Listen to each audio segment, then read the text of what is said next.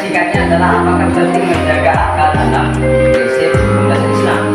Baik, terus yang saya jelaskan yang pertama, dalam semua ajaran Islam atau peraturan atau hukum-hukum Islam menjelaskan bahwa menjaga akal adalah hal yang sangat penting karena Assalamualaikum warahmatullahi wabarakatuh. Waalaikumsalam warahmatullahi wabarakatuh.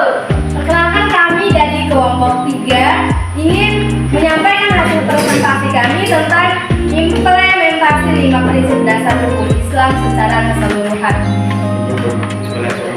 Saya Dania Yudang sebagai moderator, dan di samping saya, perkenalkan, nama saya Sri Bianti, saya sebagai pemateri.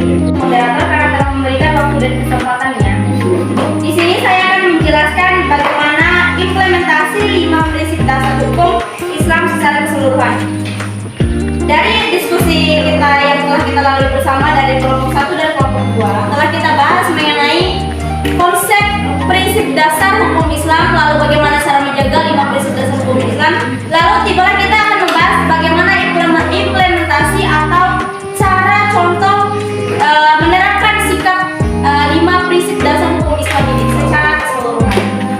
Baik, 5 prinsip dasar hukum Islam yang juga dikenal sebagai al-kulliyatu al-khamsah atau 5 prinsip utama adalah menjaga agama, menjaga jiwa, menjaga akal, menjaga harta.